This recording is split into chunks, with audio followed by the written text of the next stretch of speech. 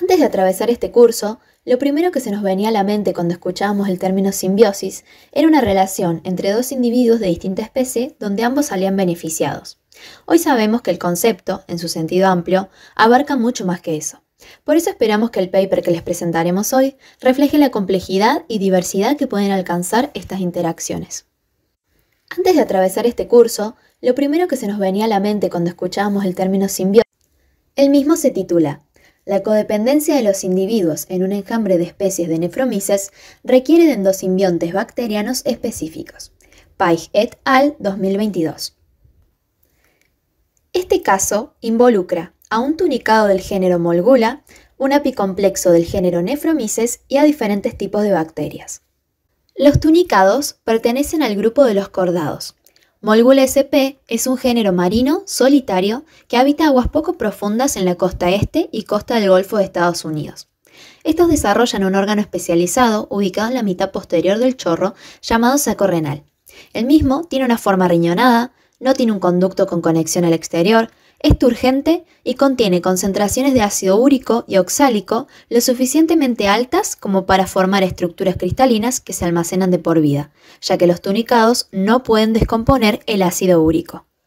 Por otro lado, el filum apicomplexa forma parte del clado alveolata y abarca unas 6.000 especies de parásitos unicelulares.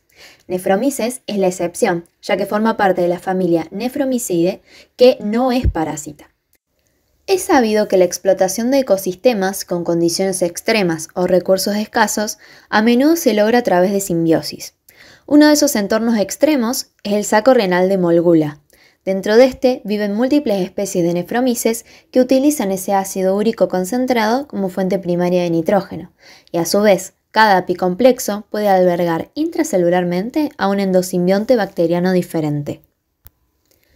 Paig et al. Quisieron dilucidar cómo y por qué se daba esta interacción, el tipo de simbiosis que es, qué beneficios obtiene cada parte, qué pasa si una de las partes no está presente, entre otras cuestiones. Por eso, se basaron en datos genómicos. ¿Cuántas especies de Nephromyces y de bacterias puede haber en un saco renal? Para responder esta pregunta, se extrajo material genético del saco renal de 150 tunicados silvestres, se los secuenció y estimaron que los datos obtenidos capturan hasta 20 especies diferentes de Nephromyces y sus endosimbiontes bacterianos. Luego, mediante microscopía Fish, notaron que cada especie de Nephromyces podía albergar solamente un tipo de endosimbionte bacteriano, una alfa-proteobacteria, un bacterioide o una beta-proteobacteria. ¿Qué intercambios ocurren entre las diferentes partes de esta interacción?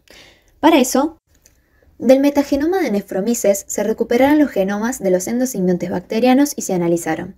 Así confirmaron su hipótesis de que cada tipo bacteriano proporciona a su huésped diferentes metabolitos, pero ninguna especie individual de Nephromyces en combinación con su endosimbionte puede producir un conjunto completo de aminoácidos esenciales.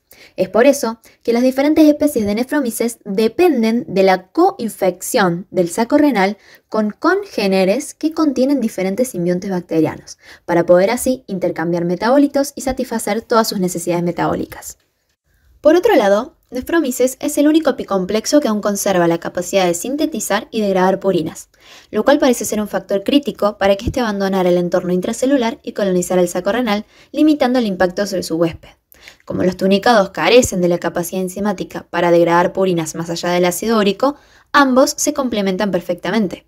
El tunicado puede deshacerse de estos desechos metabólicos y el apicomplejo aprovecharlos como fuente de carbono, nitrógeno y energía.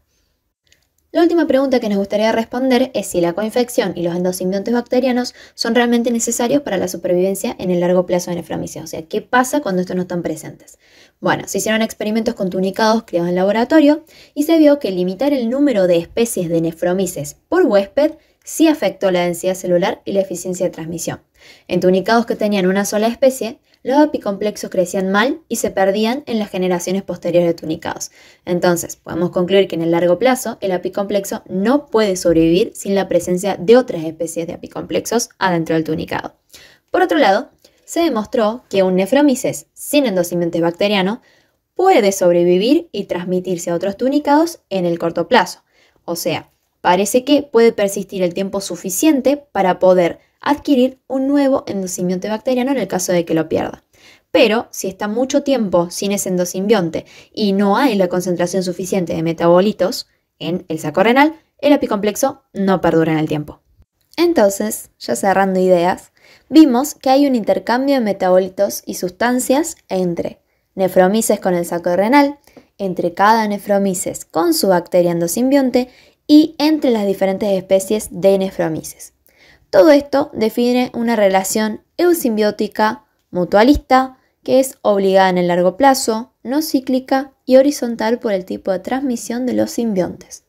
Esta relación tan compleja de nefromices con su huésped, especies hermanas y bacterias endosimbiontes, sumado al hecho de que haya abandonado los hábitos parásitos para convertirse en un simbionte, representa una importante novedad en este campo de investigación. Eso es todo. Muchas gracias.